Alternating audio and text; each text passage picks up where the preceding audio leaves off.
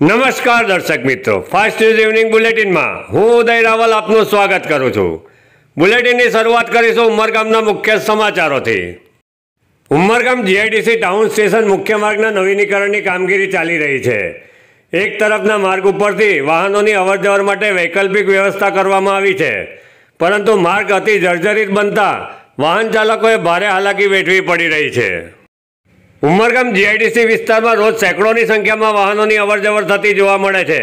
વૈકલ્પિક માર્ગ ઉપર વાહનોની અવરજવર સરળ થાય તે માટે જરૂરી કામગીરી હાથ ધરાય તેવી લોકો માંગ કરી રહ્યા છે।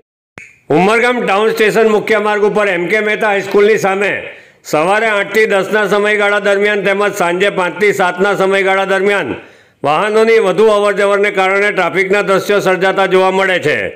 ट्रैफिक नियमन माटे योग्य व्यवस्थापन कराए एवं वाहन चालकों द्वारा मांग थी रही है। खड्डे इतने हो गए कि हम लोग साहब बहुत परेशान हो गए। कोई भाई लेडीज जो डिलीवरी वाली रहती है, हम लोग हॉस्पिटल में ले जाने उनको भी बहुत तकलीफ होता है। हमको उनको लोग भी भाई इसलिए हम लोग भी बोलते बहन जी क्या करूँ, इतना गड्ढे है तो हम कैसे संभालूँ, इसलिए हम लोग को भी गाली सुनना पड़ता है। अभी ब्रेक मारेगा तो पीछे वाले भी गाली देते हैं, कार वाले। हम लोग क्या करूँ, हम लोग परेशान है। हमारे इतनी गाड़ी हमारे बिगड़ती, इतनी हमारे मेंटेनेंस आता है। गांधीवाड़ी से स्टेशन से लेकर हम लोग 10 रुपया भाड़ा है, हम लोग इसमें में क्या कर सकते हैं। राजकोटनी गोजारी घटना बाद राज्य सरकार की सूचना ने ध्यान लई उमरगाम नगरपालिका और उमरगाम नोटिफाइड द्वारा होटल, जिम, ट्यूशन क्लासीस वगैरह स्थलों पर तपास हाथ धरवामां आवी छे। उमरगाम नगरपालिका द्वारा बहुमाળી इमारतों में फायर सेफ्टी अंगे स्थल तपास करी जरूरी सूचना आपवामां आवी रही है। उमरगाम नगरपालिका चीफ ऑफिसर अतुल चंद्र सिन्हा द्वारा नगरपालिका की कामगीरी विषे जानकारी पूरी पाडवामां आवी हती। हाल में जे राजकोट में जे गेम जोन में एक आग लागवानी जे एक गोजारी दुर्घटना बनी है, एना संदर्भे नगरपालिका उमरगाम में जे सरकारश्रीना हुकम अने नामदार हाईकोर्टनी हुकम मुजब जे चेकिंग करवानी कामगीरी है ए आरएफओ श्री सूरतना मार्गदर्शन हेठळ लोकल जे फायर स्टाफ है हमारा ए फायर इंस्पेक्टरना आगेवानी में तमाम जे चेकिंग करी रह्या छे। वधुमां जे काम प्लानिंग शाखा है तेना इंजीनियर बीयू परमिशन जे आपवामां आवी छे बधी चेकिंगो करी रह्या छे। मोस्ट ऑफ जे छे ए अपना जे भी एसेम्बली बिल्डिंग है, पछी हॉस्पिटल है, होटल है, ट्यूशन क्लासीस है, स्कूलों है, पछी जे भरचक पब्लिक नी अवरजवर वाळा विस्तारो छे एनु चेकिंग नी कामगीरी चालू है और मोस्ट ऑफ जे छे एनओसी जे छे ए लेवामां आवी छे। जे जग्याए एनओसी नो प्रश्नो छे ए आरएफओ ना संकलन में सरकारना नियम मुजब अने कायदा मुजब जे कार्यवाही जे करवानी थशे ए Gujarat fire prevention and life safety measures act 2013 ની જોગવાઈઓ હેઠળ એને કરવામાં આવશે। ભાઈઓ બહેનો, મારા વાલા બાળકો અને આમંત્રિત મહેમાનો, હું સેજલ નાગોલવાલા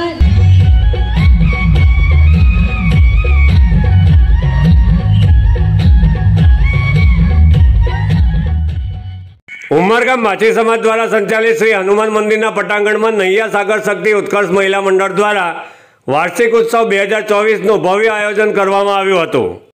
શિક્ષણ, રમતગમત, કલા ક્ષેત્રે ઉત્કૃષ્ટ પ્રદર્શન કરનાર યુવક યુવતીઓ અને બાળકોને મંડળ દ્વારા દર વર્ષે પુરસ્કૃત કરી પ્રોત્સાહિત કરવામાં આવતા હોય છે। નૈયા વાર્ષિકોત્સવ 2024માં પ્રતિભાશાળી યુવક યુવતી અને બાળકોને મંડળ દ્વારા શિલ્ડ અને સર્ટિફિકેટ આપી પુરસ્કૃત કરાયા હતા। મહારાષ્ટ્રના પાલઘર રેલવે સ્ટેશન પર ગતરોજ ગુડ્સ ટ્રેનના કેટલાક ડબ્બાઓ પાટા પરથી ખરી પડ્યા હતા। घटनाने कारणे रेल वाहन व्यवहार खोरवायो हतो।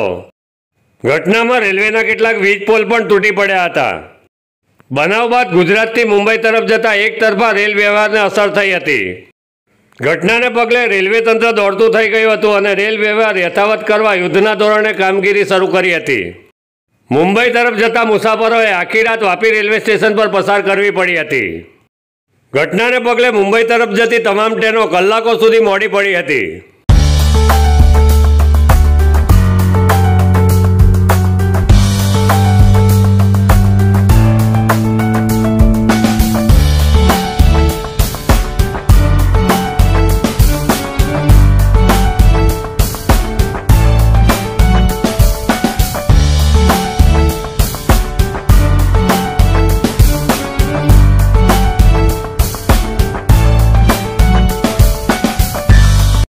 રાજકોટની ઘટના બાદ જિલ્લામાં પણ ફાયર એનઓસી બાબતે તપાસનો ધમધમાટ શરૂ થયો છે.